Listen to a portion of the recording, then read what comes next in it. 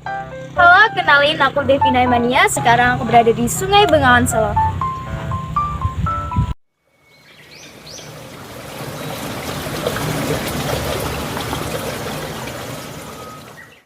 Sungai Bengawan Solo sejak lama telah menjadi nadi kehidupan bagi masyarakat sekitar. Tidak hanya menyimpan bukti-bukti dari masa prasejarah, sungai ini sejak masa kerajaan telah menjadi jalur transportasi dan jalur perdagangan. Jika kita membahas dalam sejarah maritim, tentunya kita akan tertuju pada Kerajaan Majapahit. Kerajaan Majapahit berdiri sejak tahun 1293 yang berlokasi di Sungai Berantas. Pendirian Kerajaan Majapahit di lembah Sungai Berantas bukan tanpa alasan. Hal ini berkaitan dengan sejarah dari runtuhnya Kerajaan Singasari. Dikisahkan bahwa Raden Wijaya melarikan diri dan menyerah kepada Jayakatwang. Raden Wijaya meyakinkan Jayakatwang untuk membuka sebuah lahan di aliran Sungai Berantas untuk sebuah desa dan pertahanan ke depan. Inilah awal terbentuknya Kerajaan Majapahit. Di musim hujan. Tidak hanya membangun pelabuhan-pelabuhan, aturan dalam perniagaan dan persinggahan para pedagang, serta ketentuan-ketentuan lainnya, Kerajaan Majapahit juga memproduksi kapal-kapal yang digunakan untuk berdagang keluar kawasan kerajaan, alat transportasi, dan kapal-kapal khusus untuk kebutuhan armada perang. Sebagai bukti kemajuan Kerajaan Majapahit dalam dunia kemaritiman pada saat itu, yaitu dibangunnya pelabuhan-pelabuhan serta pemanfaatan sungai sebagai sarana transportasi pengangkutan barang dari masyarakat ke pelabuhan.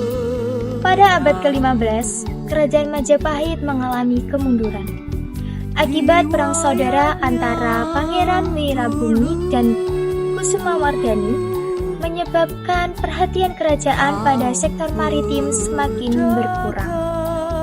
Selalu naik itu secara dipandang dari sudut geografi. Sebenarnya aliran Sungai Bengawan Solo itu kan sebenarnya sejak awal itu tidak melintas di sini. Jadi kan tahu nggak? Nah, pernah dengar nggak Bengawan Solo Purba? Nah, dulu itu Sungai Bengawan Solo Purba itu lewatnya nggak sini, tapi muaranya itu ada di sekitar Pantai Baru. Jadi hulunya memang dari Wonogiri, namun arahnya ke pantai selatan dulu. Namun setelah adanya gempa besar, itu Bengawan Solo itu beralih melintas melewati desa Jalengan ini sampai nanti di mungkin Bojonegoro, kemudian muaranya ada di Jawa Timur Lumajang kalau nggak salah. Nah itu. Nah sejak zaman dulu Sungai Bengawan Solo itu potensial sekali terhadap segi ekonomi. Nah, waktu itu kan Bengawan Solo digunakan sebagai jalur perdagangan, lalu lintas perdagangan sebenarnya.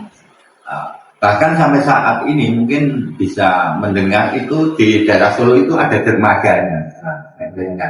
Napak tilas ke sana, ada dermaga. Maka zaman keraton. Nah, waktu itu penggunaan dari lintas perdagangan Sungai Bengawan Solo itu ya untuk lalu lintas perdagangan. Misalnya zaman dahulu itu kita sering menjual babu, kemudian kita antar ke daerah Surakarta atau Solo sekarang. Nah, zaman waktu itu belum ada angkutan umum sampai seperti sekarang, misalnya truk, kemudian tiso dan sejenisnya belum ada. Nah, orang tua kita dahulu kalau menjual bambu itu ya dibikin seperti rakit. Jadi bambu itu ditebang, kemudian dibawa ke pinggir Bengawan Solo, kemudian dibentuk seperti rakit. Nah, setelah itu rakit itu dinaikin sampai akhirnya nanti di jembatan Bajek di daerah Solo. Nah, sampai di daerah Bajek itu rakit dibongkar, kemudian bambu dari rakit itu dijual mereka untuk bahan bangunan di daerah Solo. Gitu. Nah, jadi menurut sejarah bahkan kita juga mendengar cerita dari orang-orang tua bahwa kayu-kayu keraton di Surakarta itu dulunya memang transportasi yang lewatnya Sungai Bengawan Solo itu. Jadi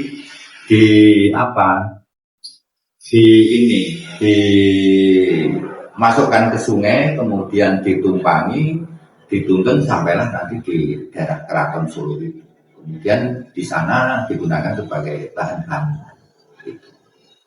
Itu secara ekonomi dipandang sudut pandang ekonomi.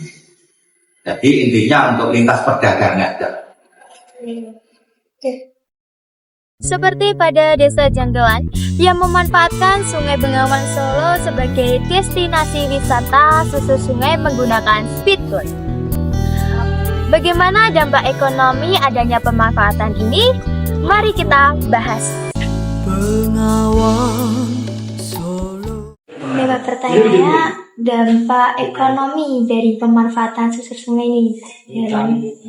Sebelumnya perkenalkan, nama saya Hadi, sebagai pengelola desa wisata di Desa Janggelan ini. Terkait dengan pertanyaan Mbak ini mengenai dampak ekonomi terhadap dengan adanya keberadaan Bengawan Solo yang melintas di desa kami. Nah, itu merupakan suatu potensi yang besar bagi kami, suatu anugerah. Kita dilewati oleh Bengawan, yaitu Bengawan Solo, terkait dampak ekonominya. Selain memang Bengawan Solo itu potensial sekali untuk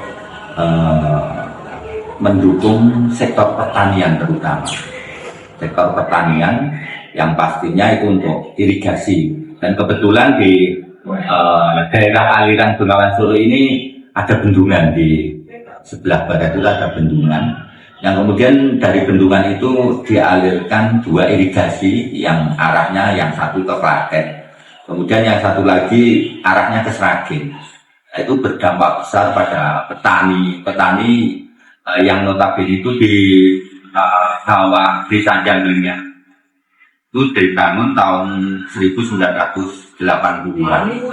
Itu dampak ekonominya sangat besar. Itu dilihat dari sudut pandang pertanian. Dampak pertanian dari Bengawan Solo itu tidak terlalu signifikan karena desa kami tidak teraliri oleh irigasi tersebut. Nah dari